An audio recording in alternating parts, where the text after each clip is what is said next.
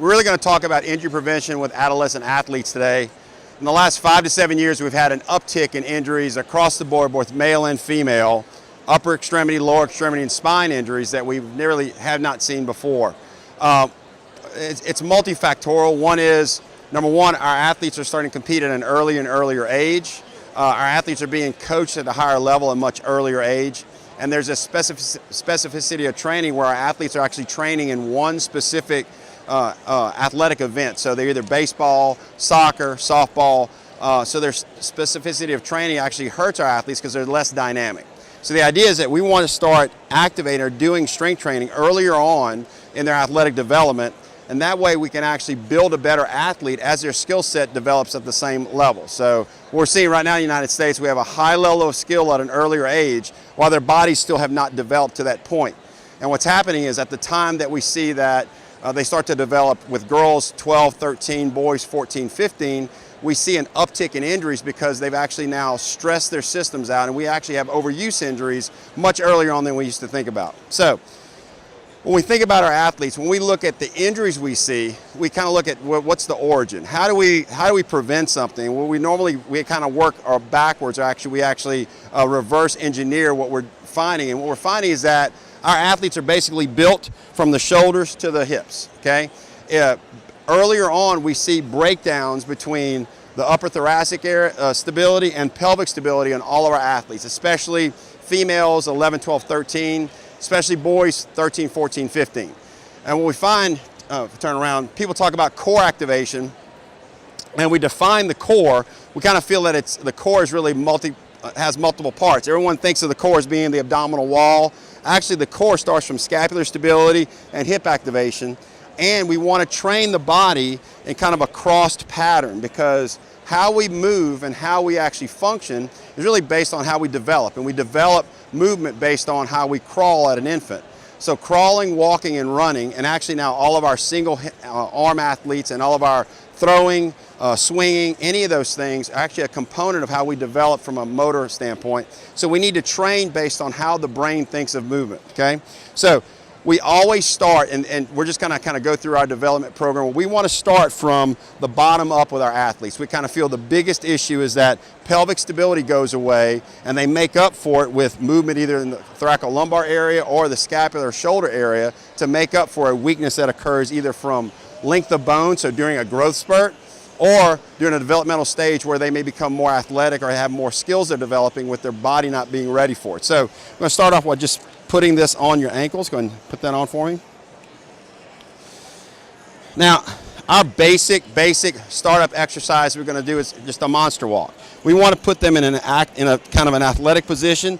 The other thing is teaching athletic position. Turn around, face that way for me. Okay. Most of our athletes, when they go in this position, they stand up straight. That's just not an athletic position. We have to activate basically what we call triple extension. Triple extension is going to be the hip, the knees, and the ankles. Okay, we want all three areas to activate to become an athletic, stable position. In that position, we know that glute med starts to fire. We also know in this position, transverse abdominis starts to fire. So now turn around and face them. Get in that athletic position, and we're just going to start off with her. She's just going to step nice and easy, maintaining tension on the band. 3 steps that way, and you go 3 steps back. And stop. Now what we're going to do is we're going to adjust that. I don't want her to make a big step. She's going to just make these real kind of little geisha girl steps, left and right. Nice and easy. Now we'll do this activity for time. Okay, so she'll go back and forth for time. What you'll notice is 2 things. Number 1, stand up. If the athlete tells me they feel it in the hips, then we know they're functioning correctly. If they feel it in the groin, they have a muscle imbalance. They're firing their adductor too much to when they're pushing off, they're actually pushing off using the adductors instead of the abductors. Turn around, face me. Back up a little bit. Okay, now what I want you to do is you're going to get in an athletic position.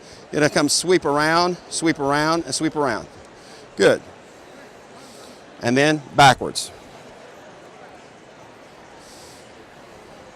Good. So those 2 movement patterns, we have a lateral movement and then we have a forward and back movement. No matter how athletic our athletes are, if we put them in that position, they will feel fatigue early on because they're moving in a pattern. They're not in sagittal plane. They're working in a transverse plane, which is usually not in their standard position. Especially like my baseball players, soccer players, volleyball players that are moving in these forward movement patterns, they don't get a lot of lateral activation. Next thing we're going to do is we're going to do core activation. Turn around and face me. Okay, so keep the bands on. Okay, separate your legs just a little bit. Now, so let's say she's a volleyball player, get into a dig position. Okay, good. So she's going to get in a dig position, she's going to hold this ball. Close your eyes. And then, so we're going to do an activation here, where she's here. Okay, stop. Now put 1 foot forward, 1 foot backwards. Okay, dig position, close your eyes, go.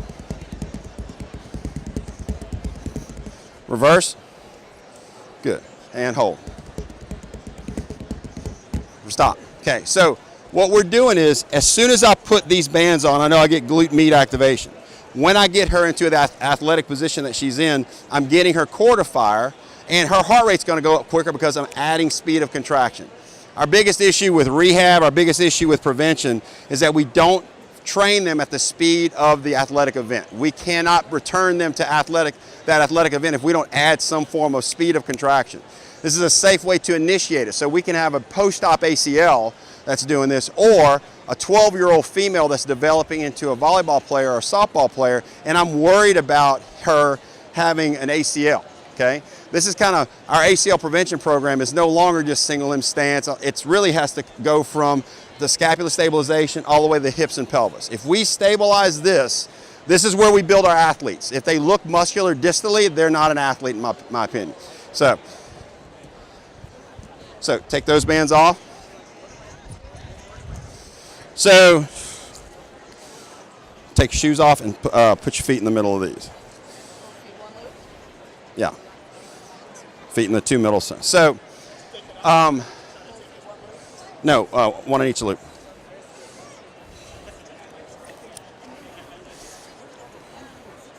So let's talk about it. So one other thing we found that every one of our athletes kind of has a hole in their armor is that when we put them in developmental positions, they tend to break down. Okay, so we found that crawling is now a big component of our training program, believe it or not. Crawling, the stuff that we used to, I didn't, in PT school I got through peds because I just hated pediatrics, but now I'm going back to the peds and saying, oh my God, this is the stuff this is where the magic is. Mainly because I don't care how athletic you are, I can see where your deficiencies are if I put you in a developmental position. So put these, you're going to kind of come here. Let's put right wrist in.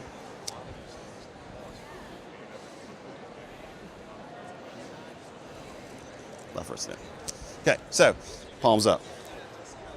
Athletic position, okay? So now I'm actually just adding, okay, a load. So I'm adding a load in front of her center of gravity. So I have posterior chain activation instantly. Okay, stand up, relax. So from this position to this position, I'm getting a difference in activation of glute, lumbar paravertebrals, and transverse abdominis. I get an increase in firing instantly. Okay, come back up. So if I get in that position, I go back here, okay, and I do my lateral walk. So active position and lateral walk here. Good. And then back. Okay, stop, rest. Okay, so if we looked at this position, if I'm a pitcher and I throw a baseball, I actually function with this hand, this hip, and that hip all working together. And it's usually opposite arm, opposite leg. So this shoulder and this whole complex is married to this hip. Our worries with our adolescents is if we don't start training them up so that they can marry, their brain knows how to function across patterns, that's where the breakdown is, okay? So I can have her walk in that position. I can have her turn and face, actually just get into a push-up position, you're gonna side crawl. So push-up position, okay? And side crawl this way. And side crawl back. And up, okay. Out of all the things that we do from a diagnostic standpoint, if I have someone side crawl, I can find out how good or bad they are. If you notice that she's a good athlete, but as soon as I got her in the crawl position, things got a little bit squirrely. If their butt goes up in the air, they're cheating. If they sag, they're cheating. If they're scapular stabilized, cheat, okay? So if I wanted to down train that, I would then put you in a plank position. Okay, I'm gonna take this here, here, and all I want you to do is this, look, planks and step out, out, in. Good, in, small, out, in, out, in, good, out, in. Now stop right there, close your eyes, and don't let me move you. Hold, hold, hold, hold, hold, hold, hold, hold, hold, hold, hold, hold, hold, hold, hold, hold, up. Good, rest. So, dynamic warm-up. All of our athletes will do this component of a dynamic warm-up before they do anything, because I'm hedging my bets that I've activated her whole system and not just components of the system. We kind of feel our biggest injuries in our adolescents is they'll pick up a baseball, a volleyball, the tool of their sport, and they get out there and they hit, swing, do all this other stuff, and they're not ready to do it. The coaches don't get it because the coaches are worried on the skill set development and not so much the athletic development. So that's kind of where we get a little bit squirrely with this stuff. So take all that off. So if we're gonna, so we talked about volleyball for a second. Now we talked a little bit about baseball. One of the things that we found is that, so baseball, especially in New Orleans where we are, I mean my youngest Tommy John was 12 years old. So that's my youngest UCL reconstruction. I'm not proud of that, but that's kind of what's going on. Parents are pushing their kids to have lessons earlier. Parents are pushing their kids to play. Parents, I'm not saying the coaches, the parents are pushing their kids to play year-round baseball. We've got to find ways to make them understand that this development program has to be married to their kids' skill set development program. So we started doing things to kind of activate the system. So when I did this crawling sequence, a parent doesn't see that as baseball, right? That's just, what is that? That's nothing, okay? But, come over here, left foot forward. Good, down. Actually, let me take this. Let's do this. Sorry, right arm. So, we look at the rotator cuff, okay? Most of my injuries occur after the ball is released, okay? As it's released, I get that tension to the cuff, and something's gonna happen either there upon release, or in the cocking phase, I'm gonna have something going on in the posterior shoulder, or in the cocking phase, I'll get a UCL tension right before release, okay? So I can take the band, CLX, and I can actually wrap her. What I'm creating now is an internal rotation torque that she is now has to fire the posterior cuff against, okay? So if I do that, okay, left foot, okay? Now, put your left foot forward, further forward, further forward, further forward. Good, and this arm in this position here, okay? This is now the release position for pitching, right? I can actually have her throw a ball. I can actually have her come here and just hold this ball and just do a little oscillations up and down. Okay, I can actually have her take the ball and just do drops. Good. We have a flex bar. Okay.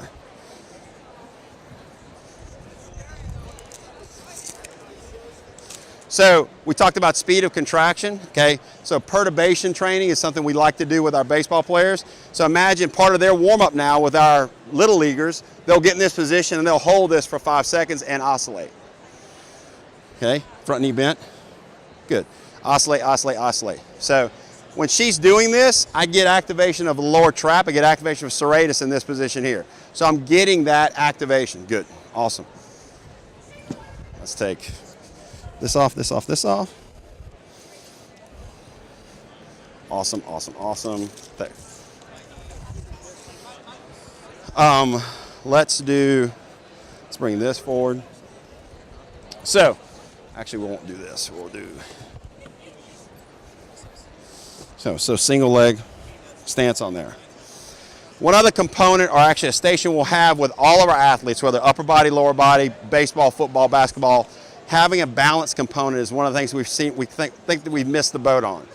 Problem with balance training is that there's no dose perspective. I can't tell you how much to do. There's some studies out there that are kind of okay, but what we've done is we want 45 seconds to a minute and a half of balance training. If we have a 1 hour sequence of training, I want that done 3 times. So we're gonna have a station of balance, okay? That could be as simple as single leg, hip up, look straight ahead, okay? Turn your head right and left. Okay, and stop, relax. So here's the thing, you notice how she kept going off and on? If they have to make a cognitive movement to offset their balance, they're not learning. It needs to be subtle. So what I would do is I would down train her from that. So I would go back, single leg position, and look straight ahead, and just stay. Now close your eyes. And eyes open. So just before that is when I would stop her. So I want to balance train her. Now I can then move that to a throwing position. I can move that to multiple other positions.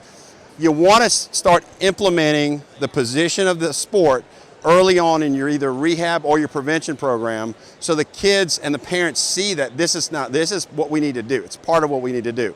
All of our athletes end up having either a stability trainer, a CLX band, or something in their bag at all times, and a flex bar to activate the system. We see the same injuries with volleyball. I'm getting rotator cuff injuries with volleyball. I did my first UCL injury with a volleyball player. I never saw that before. Softball, they moved the mound back in softball, so the girls are spinning the ball more. Let's not even go there with soccer.